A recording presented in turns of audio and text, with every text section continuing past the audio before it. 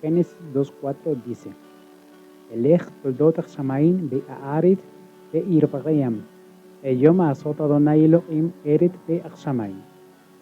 Estas son las generaciones del cielo y de la tierra cuando fueron llenados, el día que hizo el Eterno los cielos y la tierra. En ese texto, la expresión toldot hace referencia a las generaciones o a los descendientes. La expresión toldot es una frase que proviene de la raíz hebrea lad, que significa literalmente engendrar o procrear. El texto griego para este pasaje dice: Aute e biblos geneseos uranon kaiges, y se traduce como: este es el libro de las generaciones del cielo y de la tierra. En este pasaje, la expresión el cielo y la tierra se puede entender como un merisma. Un merisma es una figura retórica que hace alusión a un todo, partiendo de dos polos opuestos. Es decir, la expresión el cielo y la tierra abarca todo lo que hay entre el cielo y la tierra. Entonces, esta expresión debe entenderse en el sentido de que este libro tiene la intención de mostrar el origen y las generaciones de los seres humanos que habitaron en toda la faz de la tierra. La expresión Toldot se señala también como el nombre original para esta sección de la Torá. La intención central de este libro es mostrar las generaciones que llevarían a la aparición de uno de los hombres más importantes en la tierra, el padre Abraham. Esta es la historia de sus generaciones, antes de él y después de él. La lectura del verso 5 dice: Bechol siyach asadech teremiyech haaretz. Esta frase se traduce de la siguiente manera: y todo arbusto del campo antes vino a estar sobre la tierra. En este texto, la palabra siaj hace referencia a un arbusto rodante. La palabra siaj proviene de una raíz hebrea que es saj, que significa literalmente barrer. En este sentido, siaj es un arbusto que rueda en medio del desierto por impulso del viento, mostrando un panorama desolado, en el que no existía vegetación propia para la subsistencia de los seres humanos.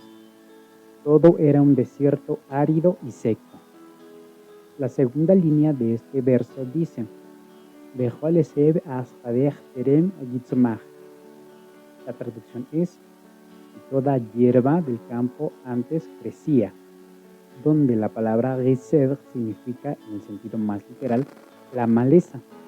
Es decir, la tierra no era capaz de producir alimentos y plantas que produjeran frutos. Esta maleza estaba representada principalmente por cardos y espinos, que no tenían la capacidad de llevar frutos o semillas. Este panorama tan desolado tenía una razón de ser. La escritura dice: Ki lo imchir Adonai Elohim al haaretz be'adam ayin la'avod et adama. Porque no había provocado la lluvia el Eterno sobre la tierra, y el hombre no existía para trabajar la tierra. En este texto encontramos la noción de modificar el medio ambiente como resultado de la acción directa de Dios, pero con la ayuda del ser humano. La expresión la'avod et adama puede traducir como para trabajar la tierra y puede entenderse propiamente como crear la agricultura. Es importante subrayar la importancia que el pensamiento hebreo hace sobre la agricultura. Esta actividad se transformaría posteriormente en la cultura agrícola. Es decir, la mayoría de los pensamientos, expresiones y palabras que encontramos en el texto hebreo está inspirado y fundamentado en algo que podríamos definir como la cultura agrícola. La mayoría de los conceptos que encontramos en el texto hebreo provienen de una visión ligada directamente al concepto agrícola.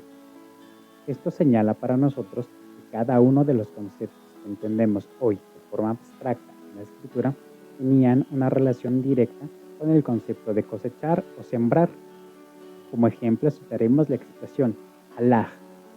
Halaj se traduce en el texto de la Torá como juramento, aunque la palabra halaj en inicio significa literalmente amarrar 2 bueyes bajo el yugo. El yugo era en la antigüedad un implemento para arar la tierra. Otro ejemplo lo encontramos en la palabra par. Par significa literalmente dar fruto, pero su significado desde la perspectiva agrícola significa romper cabezas y hace alusión a una semilla cuando es sembrada en el suelo. Esta tiene que romper la cabeza para poder extender su raíz y su tallo.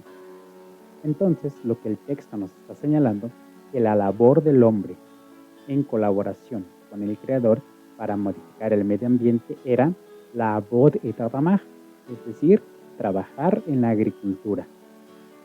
Esto significó para el hombre 3 aspectos importantes. El primero, la modificación del medio ambiente, de un cuadro estéril y desértico a un lugar que podía considerarse un paraíso. Como consecuencia de la modificación de su medio ambiente, el ser humano tendría a su disposición una gran cantidad de recursos que lo harían prosperar y lo encaminarían al desarrollo futuro. En tercer lugar, podemos señalar que, al contar con alimentos y provisiones al alcance de su mano, el hombre daba inicio a una nueva etapa de su existencia, el desarrollo mental. Al reducir el estrés por el trabajo y la búsqueda de alimentos a través de la caza y la recolección, el hombre disponía más tiempo. En ese tiempo pudo echar a andar su imaginación y empezar a conocer conceptos que antes de esto le eran imperceptibles. Uno de los principales avances y más significativos del ser humano fue la creación del sistema de escritura. Ese sistema le permitía comunicarse, compartir recuerdos, compartir sentimientos que en tiempos anteriores no era posible realizar. Si analizamos algunos de los caracteres de la escritura antigua, podremos notar que las figuras que representan son de hecho la representación de elementos propios de la agricultura y el campo. Entonces, la escritura en el verso 5 nos enseña que la noción de la Abod et Adamah, o trabajar la tierra, fue en inicio la bendición que el Eterno le dio al ser humano para encaminarlo al desarrollo. El verso 6 dice: Be'et ya'ale mim ha'aretz ve'yishkach et kol bnei Adamah. Su traducción es: y la neblina subiendo de la tierra dio de beber a toda la superficie de la tierra. Recordemos que en el verso 4 hay 2 razones por las cuales la tierra estaba invertida en un desierto. La primera era que el Eterno no había hecho llover sobre la tierra. La segunda era que no existían los seres humanos para trabajarla. En el verso 6 encontramos el inicio de la actividad de Dios para empezar a modificar el espacio terrestre. Dios provocó que la neblina subiera de la tierra y ésta se convirtiera en la lluvia para que regara toda la tierra. Y como segunda instancia, forma al ser humano con la intención de que él trabajara la tierra. Como lo relata el verso 7,